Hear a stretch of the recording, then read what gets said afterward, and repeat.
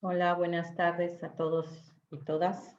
Bienvenidas y bienvenidos a esta primera clase, donde vamos a trabajar las cuestiones de violencia, el concepto, algunas características, las diferencias de lo que es la violencia social y básicamente estructurarnos dentro de lo que es la violencia sexual y sus manifestaciones. Entonces, me da mucho gusto estar con ustedes el día de hoy y vamos a presentar eh, unas diapositivas para podernos apoyar en ellas. Entonces, estas diapositivas las van a tener también ustedes disponibles para que las puedan revisar. Y en este caso, bueno, podamos ahorita trabajar esta parte de lo que implica la violencia sexual. Para poder entender pues, el abuso sexual, será importante trabajar esta cuestión de violencia. Primeramente, hay que diferenciar lo que es la violencia de la agresión. La agresión vamos a entenderla como una capacidad innata. Todos los seres humanos somos agresivos y los seres vivos también. Es una capacidad fisiológica que tenemos y en la parte media del cerebro, en el mesencéfalo, vamos a encontrar un sistema neuronal que se llama sistema nervioso, en el sistema límbico, y dentro de ese sistema límbico vamos a encontrar estos neurotransmisores que nos van a ayudar a poder controlar nuestras agresiones. En este caso, vamos a encontrar displacer y placer en nuestros contextos y lo que vamos a hacer aquí es controlarlo a través de nuestro sistema nervioso central.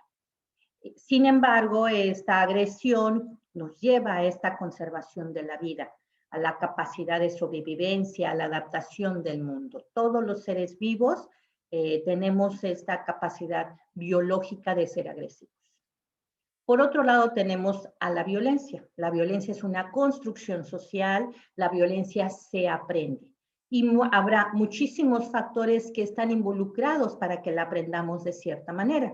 Habrá factores religiosos, factores familiares, factores económicos, políticos, sociales, culturales, que van a hacer que tanto los hombres como las mujeres seamos violentos de diferente manera.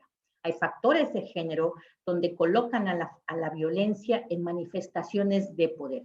Y es una característica más exclusiva del ser humano, que implicará entonces este aprendizaje de tipo social y familiar. Con esto entonces vemos una diferencia entre lo que es la agresión, como esta capacidad innata que ayuda al organismo a defenderse de su medio, y esta violencia que va a ser esta conducta aprendida en este ejercicio de poder que existe entre hombres y mujeres para el control y para el dominio de la vida de otros. Por eso se habla de que la violencia es intencional. Con esto vemos que las capacidades agresivas en los seres humanos están dentro de la violencia. Todas las agresiones son violentas, mas no todas las conductas violentas son agresivas. Y en esto podemos ver la característica de género. El género tiene mucho que ver aquí, puesto que a los hombres se les ha enseñado a manifestar su violencia a través de la agresión. Sin embargo, a las mujeres se les ha enseñado otras formas de ser violentas. La negligencia, la indiferencia, el chantaje, el soborno, las violencias verbales forman parte de las violencias psicológicas que más utilizan las mujeres. Entonces, tanto hombres como mujeres somos violentas, pero la forma de poder aprender este tipo de violencia nos ha diferenciado. En ese sentido, ¿qué vamos a entender por violencia? Pues a este acto intencional que está dirigido a dominar, a controlar, a lastimar a los otros. Y para que se dé una situación violenta es necesario que haya desequilibrios de poder. Por eso entonces se habla de elementos estructurados socioculturalmente por construcción social para que podamos entender cómo la violencia está manejando dominados y dominadas en relación a subordinaciones. Y esto implicará el dominante que estará en una relación de poder jerarquizante. Vamos a ver cómo la violencia, como violencia social, entonces tiene infinidad de expresiones. Podemos ver a la violencia política, que es la que podemos encontrar en todos los elementos de jerarquías de poder del Estado. Vemos también las violencias culturales, que son violencias más simbólicas, violencias más estructuradas a través de las costumbres y de las creencias para estructurarse y para manifestar los controles y las formas de expresión dentro de lo que serían los hombres y las mujeres. También vemos la violencia bélica, que bueno, la entendemos perfectamente bien, la relacionada con las guerras, con las revoluciones y con el manejo de las relaciones de poder que pueden tener los países. Las violencias de clase, que bueno, en estos movimientos sociales en los cuales nos encontramos, podemos encontrar esas violencias de los dominados y de los dominantes por niveles socioeconómicos. Y bueno, antes se hablaba de 3 niveles socioeconómicos, que era el alto, el medio y el bajo, y ahora se habla solamente de 2. Los muy, muy adinerados, el nivel económico muy alto, y el de extrema pobreza. Entonces, la parte media ya no forma parte de estas clases sociales y ya forman parte de las clases sociales, en este caso de violencia, relacionados con el poder bajo. La violencia familiar, que es la que ocurre dentro de los miembros de parentesco o dentro de los miembros de tipo familiar. Las violencias tecnológicas, que las podemos ver ya a través de delitos cibernéticos.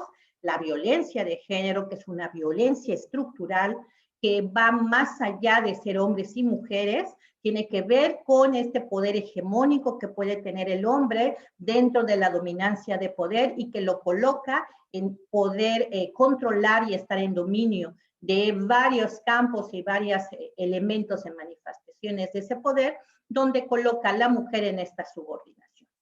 Violencias institucionales, en esas mismas jerarquías que podemos encontrar en el trabajo, en la escuela, en diferentes ámbitos donde hay elementos institucionales jerarquizantes. Todas las violencias manifestadas en delitos a través de la inseguridad pública que puede haber. Y bueno, las violencias religiosas en cuanto a los procesos de creencia y de fe que puede haber y que entonces sus cánones limitan algunas acciones para manifestarse en esta libertad de ejercicio de derechos que pueden tener hombres y mujeres. Y bueno, la que vamos a trabajar el día de hoy es la violencia sexual, como estas expresiones de manifestaciones de poder estructuradas a través de las características sexuales o de las expresiones sexuales de hombres y mujeres. Entonces son algunos de los ejemplos que maneja de expresión de la violencia social y la que nos interesa aterrizar por el tema que nos ocupa, que es el abuso sexual infantil, pues es esta violencia sexual. Vamos a definir nuestra violencia sexual como esa serie de manifestaciones agresivas y violentas que tienen contenido sexual y que se utiliza la fuerza física y la fuerza psicológica o fuerza moral. En nuestros códigos la vamos a encontrar tipificada como delitos sexuales. Y es muy importante tomar en cuenta que los códigos penales van a depender del estado en el cual nos encontremos. Entonces, la violencia sexual se caracteriza por estos delitos sexuales y cada estado de la República Mexicana tiene su propio código penal y cada vez que hablemos de estas manifestaciones tendremos en cuenta en dónde nos ubicamos y en este caso cuál es el código penal que nos compete. Entonces es muy importante que a partir de aquí pues tengamos claro en dónde estamos y bueno, yo voy a tomar la referencia en lo que sería el Código de la Ciudad de México o el Código del Distrito Federal. ¿Qué manifestaciones vamos a encontrar? Las agresiones sexuales cotidianas, que se obtienen en el transporte público y en la calle de forma cotidiana, el acoso sexual, tanto laboral como escolar, relacionado también con lo que sería el hostigamiento sexual, llamado así en algunos códigos penales, el abuso sexual, que es el que nos interesa trabajar en este momento, lo que es el incesto, porque forma parte de los delitos sexuales, que también están presentes en los tipos de delitos sexuales que hay, el delito de estupro y la manifestación y expresión más amplia en grado de violencia y de agresión, que es la violación. El delito de violación, que tiene que ver con estas características de violación sexual que pueden sufrir hombres y mujeres por esta dominancia de violencia que existe. Entonces vamos a ver cada una de ellas. Y empecemos con la que tiene menos nivel de agresión o de expresiones agresivas y no por ello menos importante, pero que sin embargo sí nos interesa conocer porque entra en esa cotidianidad en la cual nos encontramos todos los días. Y son aquellas agresiones sexuales cotidianas que están como los manoseos, los tocamientos, los piropos agresivos, que tienen un contenido sexual y que se realizan de forma diaria en el transporte público y en la calle. Aunque es muy difícil de denunciar porque tiene que ver con esta percepción que tiene la víctima de lo que es la violencia, es muy importante que podamos categorizar a las agresiones sexuales como delitos de abuso sexual. Sin embargo, pues si nos metemos a un metro o nos metemos a un camión lleno de gente, a veces es muy difícil saber si hay una intención del otro el tocarte por esta aglomeración y esto hace muy difícil la denuncia. Al mismo tiempo que las condiciones del tocamiento y del frotamiento implicará el minimizar por estas condiciones y contextos el tipo de conducta violenta en el cual se está viviendo. Entonces, mucho del acoso callejero tiene que ver con estas agresiones sexuales cotidianas y se habla de una reeducación en el ámbito del derecho de poder transitar sin sentirte violentada o violentado en esta cuestión de lo que implican tus derechos a la libertad sexual que tienes. Entonces, en este sentido, estas agresiones cotidianas, aunque están tipificadas, difícilmente podemos llegar a denunciar como tal, ¿no? Y llega a ser en algunos lugares características legitimizadas socialmente por las mismas personas. Por otro lado, tenemos el hostigamiento y acoso sexual o acoso sexual, que ya subimos un poquito más del nivel de agresión, y lo vamos a entender como esta imposición no deseada de requerimientos sexuales vinculada a una jerarquía de poder que pone en medio una pérdida o un beneficio para la víctima. Tiene varias características este acoso o hostigamiento y tenemos que identificar que el hostigamiento marca una jerarquía institucional. Entonces, cuando hablamos de hostigamiento sexual, estamos en relación con el hostigador o con la persona agresora con una jerarquía institucionalizada. El hostigamiento sexual implicará que se da en el trabajo, que se da en este caso en la escuela o bien en la casa para aquellas personas que trabajan en cuestiones de servicio doméstico y tienen en este caso personas que le pagan o que están como patrones o patronas frente a ellos, ¿no? Entonces, el hostigamiento sexual tiene una jerarquía institucional y el acoso sexual no lo tiene. El acoso sexual se maneja entre pares, pero esta jerarquía que se puede tener entre pares implicarán procesos de género. Entonces, en el acoso sexual estamos hablando de hombres y mujeres, o de mujeres y mujeres, o de hombres o hombres que están en el mismo nivel jerárquico, ¿no? Compañeros o compañeras de trabajo o de escuela, y que en algún momento implica esta jerarquía que ponen los mismos procesos culturales. Otra característica de estos dos delitos, tanto el hostigamiento como el acoso, que les diré que en algunos estados no existe el término acoso, digo hostigamiento, sino nada más de acoso, y cubre los dos elementos. Entonces hay delitos o hay estados donde el delito de acoso sexual tiene tanto el hostigamiento como el acoso en diferentes artículos nada más, ¿no? Entonces el término hostigamiento no está presente. Pero habrá otros estados donde hacen esta diferenciación. Y bueno, otra característica, como les mencionaba, es el acorralamiento cotidiano. Es decir, hay una imposición, hay un requerimiento constante, que esto es lo que hace que te acorrale, y este acorralamiento cotidiano también tiene que ver con una pérdida o beneficio. Es decir, por ejemplo, si te acuestas conmigo, te quedas en el trabajo, y si no te acuestas, te corro, o en este caso, voy a hacer que estés en cuanto a tu imagen la va a afectar, o bien las estudiantes que si no se acuestan con el maestro, que es una de las más frecuentes, que no se acuesten con el maestro implicará que reprueben la materia, que si se acuestan con el maestro implicará que aprueben esa asignatura. Entonces, esta pérdida o beneficio involucra a la víctima y al involucrarla en esta cotidianidad la hace sentir culpable, la hace sentir, en este caso, en proceso de elección y por tal es muy difícil denunciar.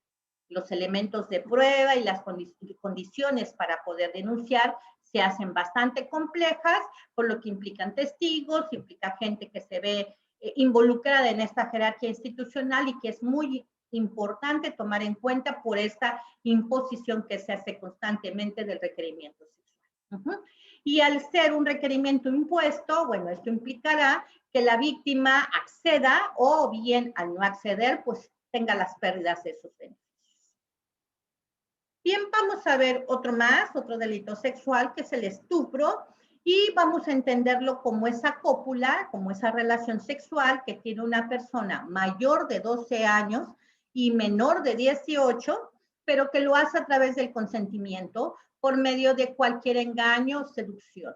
Esto implicará entonces que los niños, niñas o adolescentes que se encuentran arriba de 12 años puedan tener oportunidad de poder decir si quiere o no quiere estar con una persona. Pero en este sentido, lo que se está manejando aquí básicamente es que el niño o la niña o el adolescente está consintiendo a través de un engaño o en este caso de una seducción. Aquí lo encontramos, por ejemplo, esas pruebas de amor que solicitan los novios que son mayores, o podemos encontrarlo también cuando te bajan las estrellas, te bajan la luna y demás para decirte que realmente están enamorados de ti. La mayoría son noviazgos e implica entonces esta prueba de amor que están solicitando, ¿no?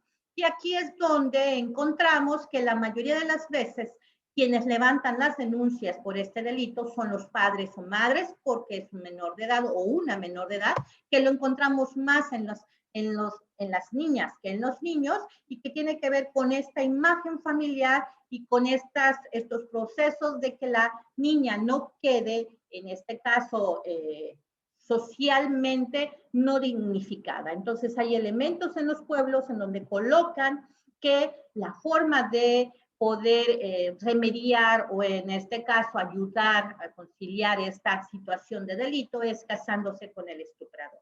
Y esto normalmente sucede cuando las chicas acceden a tener este contacto sexual, pero estuvieron mediadas por ese engaño. Entonces, es un delito mucho más cultural, más que violencia. Aquí estamos hablando de procesos psicológicos, violencias más culturales, violencias más psicológicas, que colocan a las niñas básicamente en esta seducción, en este engaño, y por tal entonces lo que hacen es casarlas con los estupradores y que en algún momento están hablándose de un enamoramiento o de esta condición social en ese pueblo, por ejemplo, donde lo que quieren es que la imagen de la familia no se vea ofendida, ¿no? Entonces, mucha gente la habla como un delito más en ofensa de la dignidad de las familias. Este delito se persigue por querella y esto implica entonces que la persona estuprada tenga que levantar la denuncia. Al ser menor de edad, pues lo que hacen es que las personas ofendidas, básicamente la familia, el padre, la madre o el representante o tutor legal es la que se encuentra en esta condición de querella. Muy parecido es otro delito, en el sentido que es un delito de tipo familiar y entonces nos habla nuevamente de cómo la familia se ve involucrada desde esta imagen de lo que implica su dignificación. Entonces hablamos del delito de incesto, como la cópula que puede haber entre hermanos o hermanas, o bien entre ascendientes y descendientes, es decir, padres, madres con hijos o hijas, de tipo consanguíneos en línea recta y con conocimiento de parentesco.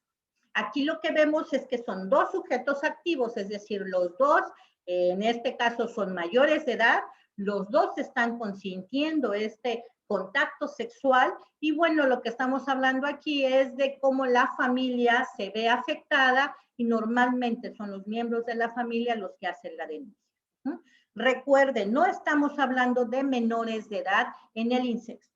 Estamos hablando de personas adultas, pero que tienen relaciones consanguíneas y de parentesco y que acceden a tener contactos sexuales, en este caso de mutuo consentimiento, pero que afecta la condición de dignificación de la familia. Y bueno, Nuevamente se habla de un delito por querella y que normalmente aquí lo que estamos viendo son los ofendidos, que son los ofendidos pues, con las familias. Aquí mucho se habla de que no hay una víctima como tal, sino que hay involucrados en diferente jerarquización. Entonces hay más sujetos activos, es decir, presuntos responsables y habrá mayor cárcel para aquellos que estén en jerarquías mayores de familia, ¿no? Entonces los padres, las madres que están teniendo contactos sexuales con hijos y hijas mayores de edad, los padres tendrán mucha mayor responsabilidad penal que los hijos o hijas por esta jerarquía institucional que está en la familia.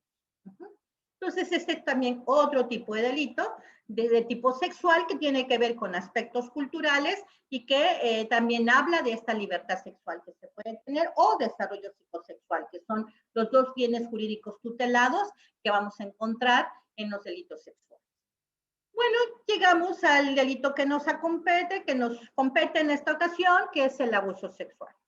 El abuso sexual van a ser todos aquellos tocamientos, frotamientos, exhibición y masturbaciones que tiene una persona hacia otra sin su consentimiento y que va a hacerse por medio de la fuerza física, la fuerza moral, el engaño, el chantaje, el soborno, la amenaza, la coerción. Una característica que encontramos aquí es que en el abuso sexual no hay penetración. Por eso es muy importante que a la hora que nosotros leamos los textos que están relacionados con abuso sexual, veamos de qué países, porque en algunos países el abuso sexual tiene un espectro más amplio conductual.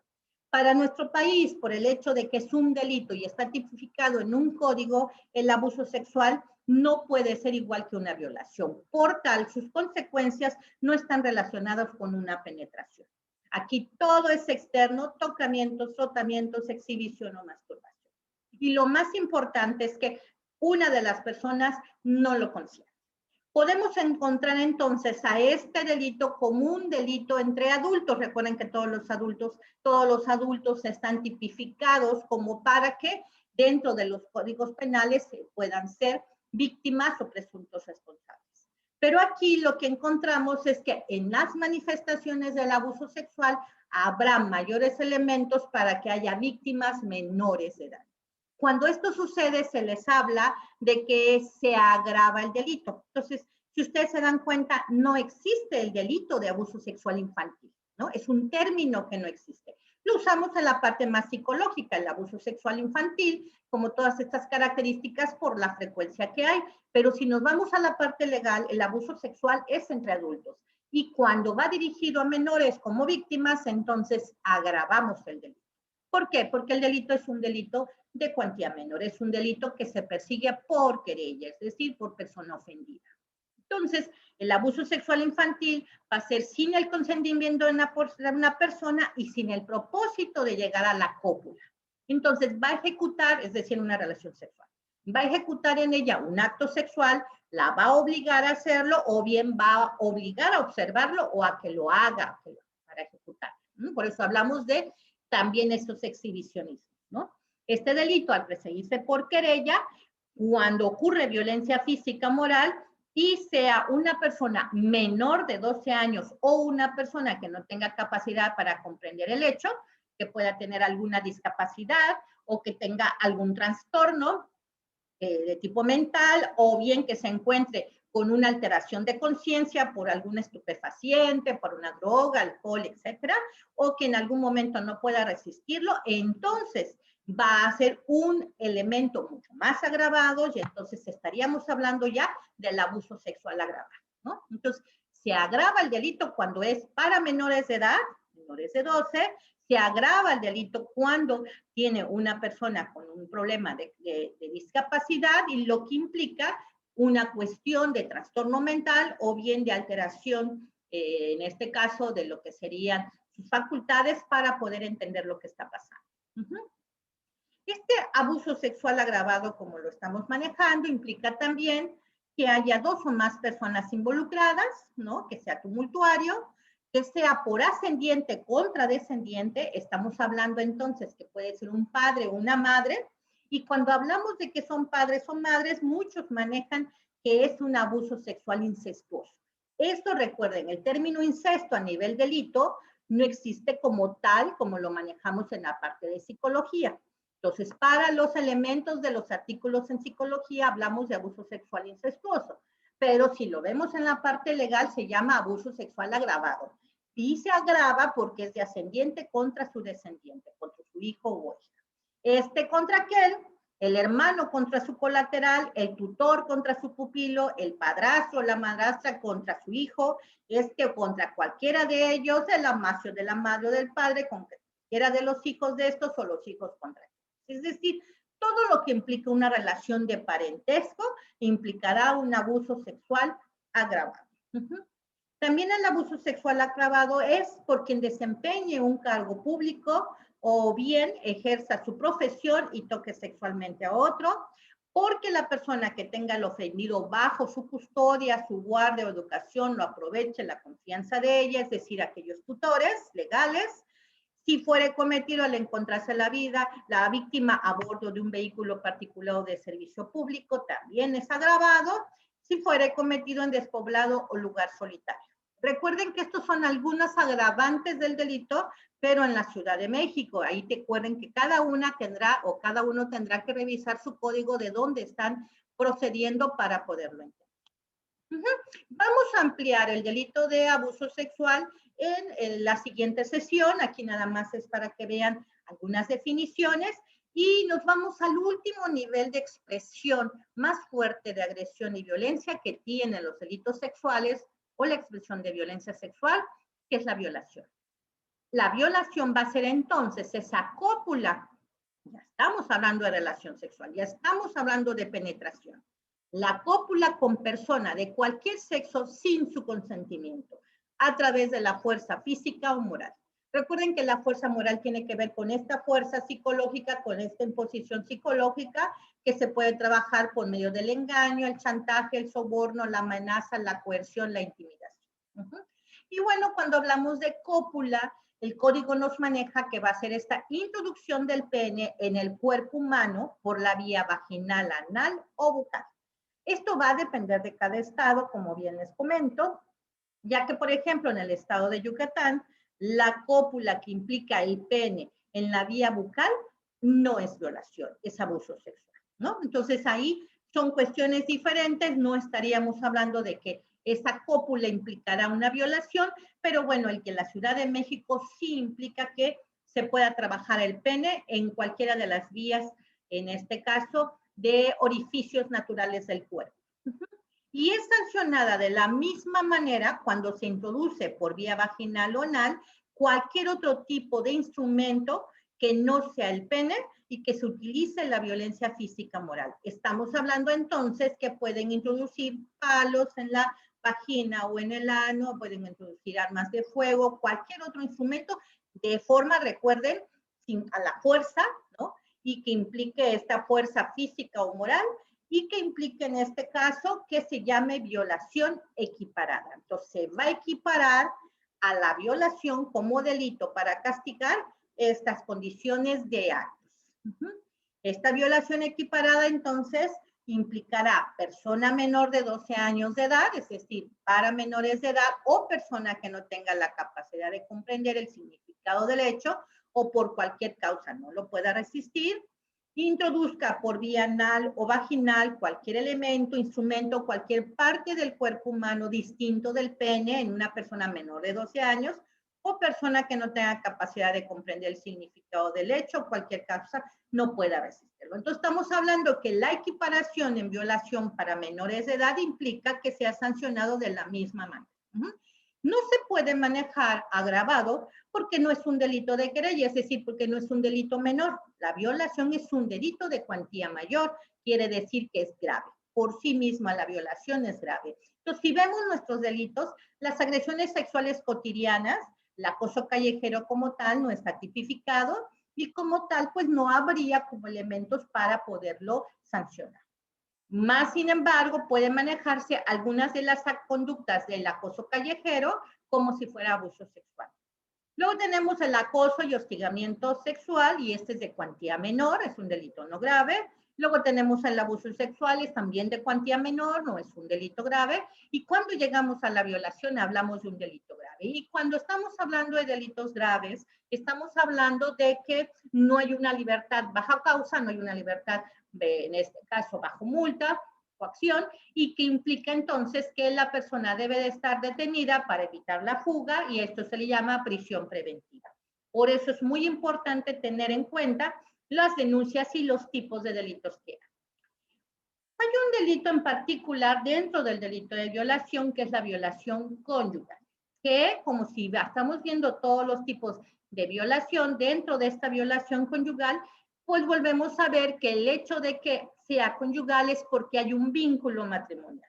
Y esto implicará que al haber un vínculo matrimonial de concubinato o de pareja, entonces se maneje por querella.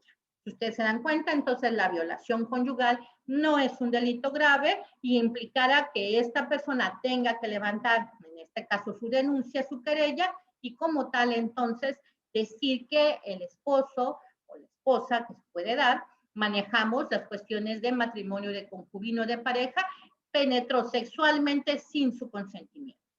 Es muy importante que en la equiparación de la violación podemos encontrar al sujeto activo, es decir, a la persona que realizó el delito, como mujeres, ¿no? Entonces, no solamente pensemos que las mujeres son las violadas, aunque el porcentaje estadístico de denuncias son de las mujeres, y esto implica entonces procesos socioculturales y en este caso de legislación que manejan esta condición en donde la mujer puede ser un sujeto más pasivo y de mayor vulnerabilidad para poder atacarla sexualmente, ¿no? Y esto tiene que ver también con nuestras creencias y nuestras costumbres y la forma de poder entender lo que sería la cuestión de los delitos sexuales, ¿no?